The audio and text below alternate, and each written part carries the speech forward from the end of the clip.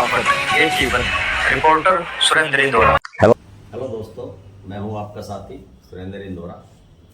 आज हम बात करते हैं कोसली विधानसभा सीट पर भारतीय जनता पार्टी में टिकटार्थियों की स्थिति क्या रहेगी। आप जानते हैं 1 तारीख को चुनाव है, 1 अक्टूबर के हरियाणा में चुनाव होने हैं। भारतीय जनता पार्टी और कांग्रेस के बीच इस चुनाव में महासंग्राम होने की संभावना है, लेकिन उससे पहले भारतीय जनता पार्टी में टिकटों को लेकर जिस तरह नेताओं में आपसी मारामारी चल रही है, उससे हम कह सकते हैं कि इन नेताओं को कांग्रेस या किसी अन्य दल के उम्मीदवार से मुकाबला करने से पहले अपनों से ही युद्ध करना पड़ेगा, एक लड़ाई लड़नी पड़ेगी। अब बात करते हैं कोसली विधानसभा क्षेत्र में कितने उम्मीदवार हैं और कितने टिकटार्थी है और किस किस प्रभाव से वो टिकट पाना चाहते हैं। पहला नाम आता है सिटिंग एमएलए विधायक लक्ष्मण सिंह यादव का। दूसरा है राव इंद्रजीत सिंह के निजी सचिव रहे और एक तरह से हनुमान रहे रवि यादव उर्फ बाबूजी का। तीसरे नंबर पे हैं जो मुख्य टिकटार्थियों में शामिल हैं, उनकी बात कर रहे हैं। तीसरे हैं पूर्व मुख्यमंत्री और अब केंद्र में मंत्री हैं मनोहर लाल जी, उनके ओएसडी रहे अभिमन्यु यादव जी। और चौथे हैं पूर्व मंत्री विक्रम सिंह यादव जी। अब इनमें से कौन बाजी मारेगा टिकट को लेके, इसी विषय पे हम विशेष बात करेंगे। और बात करने के लिए हमारे साथ है एसएसपी टाइम्स के संपादक पवन कुमार जी। पवन जी, बताइए, भारतीय जनता पार्टी में टिकटार्थियों की जो स्थिति आज बनी हुई है, उसमें आपको क्या लगता है कि कोसली विधानसभा क्षेत्र से टिकट किसको मिल सकती है? अभी जैसा देखा जाए तो जो 4 उम्मीदवारों के आपने नाम बताए, रवि बाबूजी और अभिमन्यु जी और राव लक्ष्मण जी और विक्रम ठेकेदार जी, देखा जाए तो चारों लगभग एक तरह से जिनका राजनीतिक स्तर है वो एक तरह से बराबर समझा जा सकता है।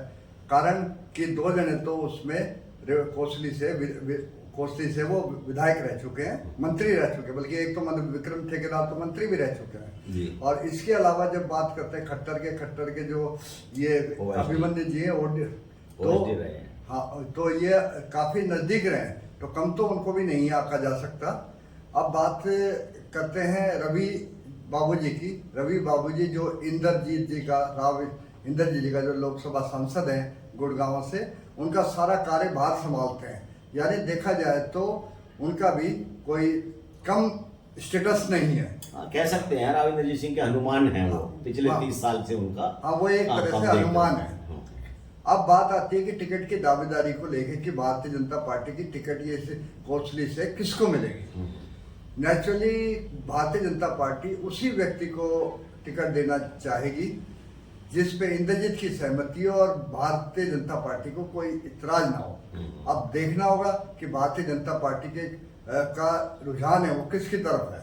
उनमें अभिमन्यु जी का भी हो सकता है, लक्ष्मण जी का भी हो सकता है और विक्रम ठेकेदार का भी लेकिन आप बता रहे हो कि राव इंद्रजीत सिंह का की सहमति जिस पे होगी उनको टिकट मिलेगी। हाँ, और भाजपा से भी जुड़ा। हाँ, भाजपा से। लेकिन इस मामले में मैं ये कह सकता हूँ, जो मुझे जानकारी है या जो मेरा अपना ज्ञान है, कि अभिमन्यु ओएसडी रहे हैं मुख्यमंत्री जी के, पहले जो पूर्व मुख्यमंत्री मनोहर लाल जी के, और मनोहर लाल जी और राव इंद्रजीत सिंह में हमेशा ठनी रही है। 36 का आंकड़ा उनमें रहा है। इंद्रजीत की सहमति होने का उनकी सहमति होने का तो मुझे नहीं लगता कि उनमें उस पर सहमति नहीं होगी, उनके ऊपर हो जाएगी।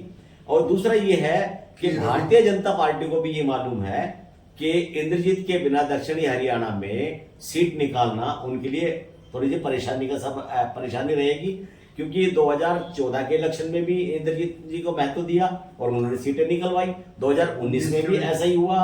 और अब भी पार्टी ये मान के चल रही है कि राव इंद्रजीत सिंह हमारे काफी मददगार इस पार्टी के लिए दक्षिणी हरियाणा में सीटें निकलवा के काफी मददगार साबित हो सकते हैं, उनको नजरअंदाज हम नहीं कर सकते। तो इसलिए अगर ओएसडी अभिमन्यु पे अगर राव इंद्रजीत सिंह नाराज रहे या उन पे एग्री नहीं हुए तो निश्चित रूप से ये मान के चला जा सकता है, और क्षेत्र में भी यही चर्चा है कि इंद्रजीत की अगर चलती है तो अभिमन्यु राव को वो टिकट नहीं लेने देंगे। उसके बाद रह जाते हैं अपने विक्रम यादव, रवि उर्फ बाबूजी और लक्ष्मण सिंह यादव।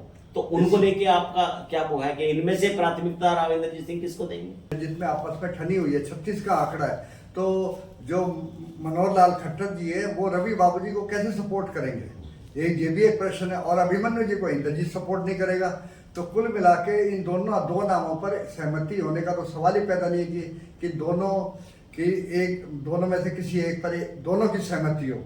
तो अब इसके अलावा जब बात करते हैं विक्रम ठेकेदार की, हालांकि वो रामपुर हाउस से जुड़े हुए थे और राव इंद्रजीत ने पिछले जो विधानसभा चुनाव थे उसमें उनको 2014 के विधानसभा में टिकट भी दिलाई थी और वो वहां से मंत्री भी बने थे, और 2019 में लक्ष्मण जी बने।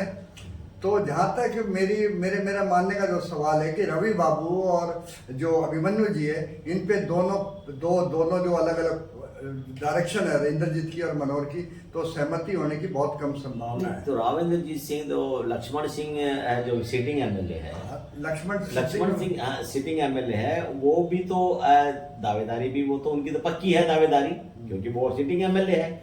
दूसरा रवि बाबूजी जो है, रवि उर्फ बाबूजी, ये जो है पिछले 6 महीने से उस क्षेत्र में लगे हुए हैं, और ऐसा नहीं है कि अपनी मर्जी से लगे होंगे।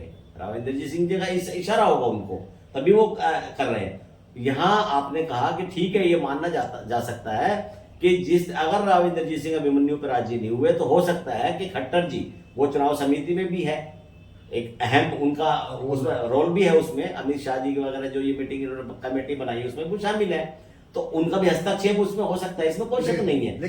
लेकिन भारतीय जनता पार्टी की ये भी तो मजबूरी सामने आ सकती है कि इंद्रजीत सिंह को अगर नाराज करते हैं तो हमारा नुकसान भी हो सकता है, कारण कि कोसली विधानसभा क्षेत्र राव इंद्रजीत सिंह का गढ़ माना गया है, इनका रामपुर हाउस का गढ़ माना गया है, यहाँ से हमेशा लगभग चुनाव। अब एक बात हमें माननी चाहिए कि जो भारतीय जनता पार्टी वो चाहती है कि मान लो कि सपोज लक्ष्मण को टिकट दे दे कोसली विधानसभा से, उधर से रवि बाबूजी है वो भी तय किए बैठे कि मैंने चुनाव लड़ना है, तो ऐसी परिस्थिति में लक्ष्मण के लिए भी परेशानी खड़ी हो जाएगी कि वो राव बाबूजी और या इंद्रजीत का विरोध कैसे करे। और ये पूर्व मुख्यमंत्री मनोहर लाल खट्टर के दिमाग में भी होगी कि लक्ष्मण जी टिकट के दावेदार हैं, अच्छा जन आधार है, उनकी गुडविल भी मान सकते हैं कि वो ठीक है, लेकिन वो राव इंद्रजीत का खुलकर विरोध नहीं कर पाएंगे, तो ये एक ड्रॉबैक हो सकता है राव लक्ष्मण जी के लिए। तो इसका समाधान कैसे नहीं, वही हाल विक्रम जी का। अभी पार्टी ने एक चीज भी ये की है, जो टिकट जो देंगे उसमें जो नाम भेजे गए हैं, लेकिन पार्टी ने ये भी फैसला किया है कि टिकट देते समय ये चीज भी देखेंगे कि उनका एक तो रिपोर्ट कार्ड क्या है विधानसभा क्षेत्र में, दूसरा जो अहम जो चीज हमारे सामने आई है, जो छन की बात आई है, पार्टी ये भी देख रही है कि लोकसभा के चुनाव में सीटिंग एमएलए की क्या परफॉर्मेंस रही है। अब हम अगर उसकी परफॉर्मेंस की अगर हम बात करते हैं तो कोसली क्षेत्र में 2014 के चुनाव में, लोकसभा के चुनाव में अरविंद जो शर्मा है, डॉक्टर अरविंद 2019 के में डॉक्टर अरविंद शर्मा जो सांसद बने थे, उन्होंने कोसली क्षेत्र में ही उनको सांसद बनाया था, लेकिन इस बार उसी कोसली क्षेत्र से वो हार गए। इसका मतलब है कि भारतीय जनता पार्टी का जनाधार जो कोसली क्षेत्र में है वो थोड़ा सा कम हुआ है, तो इसके लिए वो सीधा जो पार्टी की बातें सामने आ रही है वो ये मान के चलते हैं कि विधायक का जो रिपोर्ट कार्ड इस मामले में थोड़ा सा ठीक नहीं रही या कमियां रही उसमें कुछ। हालांकि विधायक जी से इस बारे में बात हुई थी तो उन्होंने कहा था कि ये जो कांग्रेस ने संविधान बदलने वाला जो नैरेटिव फैलाया था ना, ये उसका असर था, और बाकी और कोई ऐसी कोई बात नहीं है।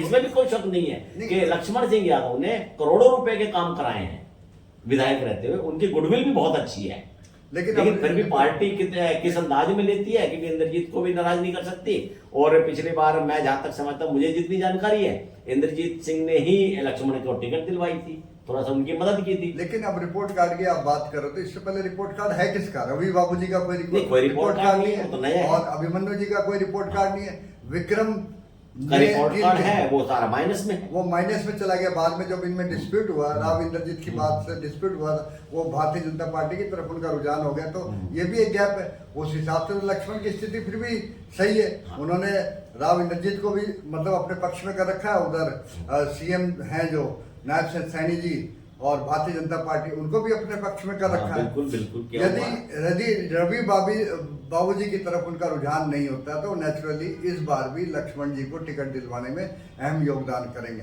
अब रवि बाबूजी को वो कैसे समझाते हैं कि भाई चुनाव तुमने नहीं लड़ना है, या लड़ते हैं तो उस परिस्थिति में वो क्या करेंगे? अब जो दुविधा की स्थिति जो पैदा हो गई, मेरे हिसाब से जिस प्रकार की बातें सामने रही, वो राव इंद्रजीत सिंह के लिए हो गई। उनके लिए मतलब राव इंद्रजीत सिंह अपने हनुमान को महत्व दे या लक्ष्मण को, देखो यही है ना। अब हनुमान और लक्ष्मण की बात आ गई, वो अगर वो राम है तो लक्ष्मण और हनुमान की बात आ गई, तो उन्हें सोचने के लिए बहुत कुछ करना पड़ेगा, क्योंकि हनुमान उनका सेवक है और जो लक्ष्मण है वो उनका भाई है।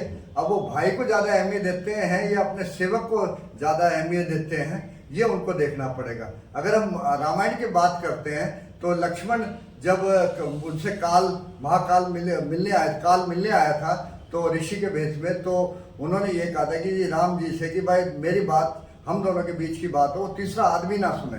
तो लक्ष्मण जी की ड्यूटी लगा दी गई थी कि भाई ये आए हैं और तो कोई भी चाहे जितना मर्जी अर्जेंट काम हो, आपने किसी को अंदर नहीं भेजना है। तो अब जब राम और उसमें काल में बात हो रही थी तो उस वक्त कोई ऋषि जी आए, ऋषि जी ने जबरदस्ती करी और वो उनको जाने दिया, तो उस वक्त मृत्यु दंड दिया था लक्ष्मण को मृत्यु दंड दिया था राम ने कि भाई ये शर्त रखी थी काल ने कि भाई कोई भी मृत्यु दंड दिया जाएगा।